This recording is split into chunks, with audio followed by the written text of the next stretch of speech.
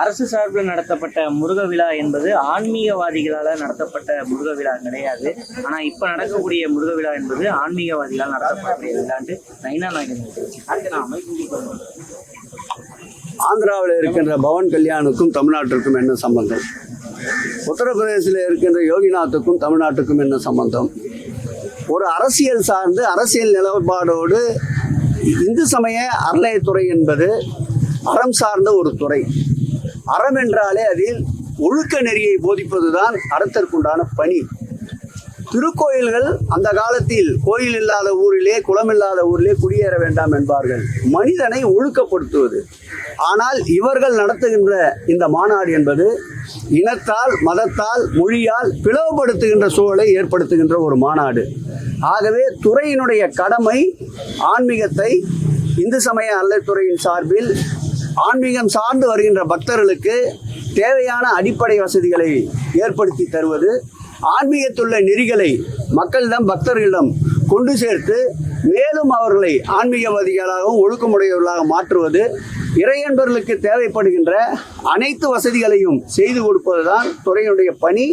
அந்த பணியை நாங்கள் முழுமையாக நிறைவேற்றுவதால் தான் எந்த காலத்திலும் இல்லாத அளவிற்கு 117 திருக்கோயில்களுக்கு இதுவரையில் முருகர் திருக்கோயில்களுக்கு இந்த ஆட்சி ஏற்பட்ட பிறகு குடமுழுக்கை நடத்தி இருக்கின்றோம்.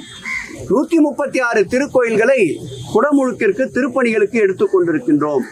பெருந்திட்ட வரைவின் காரணமாக எடுத்துக்கொள்ளப்பட்ட 846 பணிகள் 1046 கோடி ரூபாய் செலவில் இதுவரையில் வரலாற்றில் இல்லாத அளவிற்கு முருக பக்தர்களுக்கு அதிசயிக்கின்ற வகையில் இன்றைக்கு திருப்பணிகளை மேற்கொண்டிருக்கின்றோம். பழனியிலே எடுத்துக்கொண்டால் இந்த ஆட்சி வந்த பிறகுதான் பழனியிலே குடமுழுக்கு நடத்தப்பட்டது.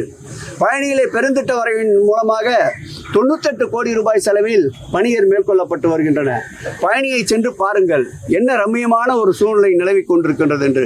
திருச்செந்தூரிலே 400 கோடி ரூபாய் அளவிற்கு இன்றைக்கு குடமுழுக்கு உண்டான திருப்பணிகள் நடந்து கொண்டிருக்கின்றன. அதே போல் முருகனுடைய முதல் படை வீடான திருப்பரங்குன்றத்திலே அடுத்த மாதம் 14/7 அன்று குடமுழுக்கு நடைபெறுகின்றது. ஆகவே தமிழ்க்கடவுள் முருகனுக்கு சிறப்புக்கு சிறப்பு சேர்க்கின்ற ஒரு ஆட்சியாக இந்த ஆட்சி திகழ்ந்து கொண்டிருக்கின்றது. ஆகவே இது போன்ற மக்களை பிளவுபடுத்துகின்ற, இது போன்ற ஒரு சாரலை வைத்து நடத்துகின்ற இது போன்ற மாநாடுகள் தேவையற்றது என்பது எங்களுடைய கருத்து. அது அவருடைய விருப்பம், அவர்கள் செயல்படுத்திக் கொள்ள. இப்பதான் முருகரை கையில் எடுத்திருக்கோம். 2026 நாங்க தமிழ்நாட்டை கையில் எடுப்போம்னு நயினார் சொல்லியிருக்காரு. தெளிவான ஒரு பத்திரிகை நிருபர் இப்படி கேட்குறீங்க. ஏற்கனவே அவங்க வேலை எடுத்துக்கின்னு முருகரை கையில் சுற்றி சுற்றி பார்த்தாங்க. அதன் பிறகு கிடைத்த விடை என்னவென்றால் பூஜ்ஜியம்தான். இந்த ராஜ்யத்தை ஆளக்கூடிய சக்தி படைத்தவர் எங்கள் உயிரினும் மேலான மாண்புமிகு முதல்வர்கள் தான். அவர் பக்கத்தில் தான் தமிழ் கடவுள் முருகன் நின்று கொண்டிருக்கின்றார். எங்க கொடுத்தாங்க? நான் ஆக்கப்பூர்வமான பணிக்கு திருப்பரங்குன்றத்திற்கு சென்றிருந்தேன். அங்கே கையில் இருந்த ஒரு நோட்டீஸை தந்தார்கள். முருகர் படம் இருப்பதால் அதை நான் பெற்றுக்கொண்டேன். சார், நேற்று முதலமைச்சர் அந்த 50 இடங்கள்ல குடிநீர் ஏடிஎம் தொடங்கி வச்சாரு. வடசென்னைக்கு உட்பட்ட 4 இடங்கள்ல அது சரி செய்யப்படும். எப்பொழுதுமே ஒரு புதிய திட்டத்தை தொடங்குகின்ற பொழுது சிறு சிறு குறைபாடுகள், சிறு சிறு இது போன்ற சச்சரவுகள், தொந்தரவுகள் இருக்கும். எந்த விதமான குறைகள் இருந்தாலும் எங்களுடைய கவனத்திற்கு கொண்டு வந்தவுடன் அதை நாங்கள் குறை சொல்வதாக எடுத்துக்கொள்ளாமல் நீங்கள் சுட்டி காட்டுகின்ற அந்த குறைகளையும் நிறைவு செய்வோம். இப்போது சென்று பாருங்கள், அந்த 4 ஏடிஎம்களும் செயல்பாட்டில் இருக்கின்றன. காலையிலே எங்கள் கவனத்திற்கு வந்தது.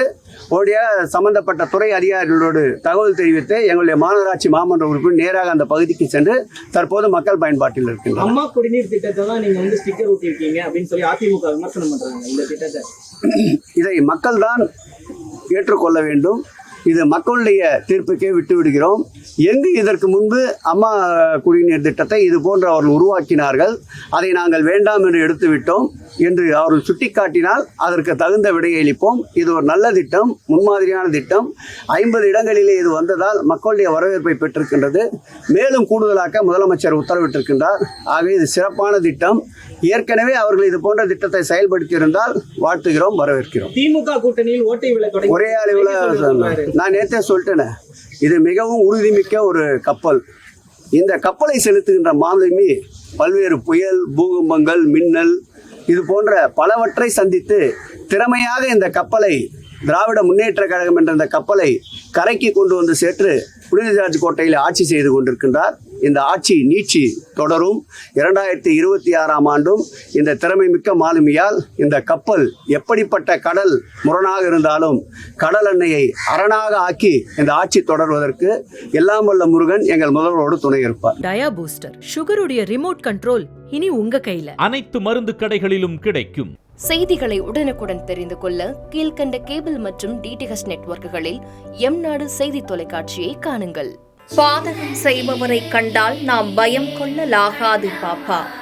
மோதி மிதித்து விடு பாப்பா, அவர் முகத்தில் உமிழ்ந்து விடு பாப்பா. அண்மை செய்திகளை உடனுக்குடன் தெரிந்து கொள்ள இணைந்திருங்கள் எம்நாடு தொலைக்காட்சியுடன்.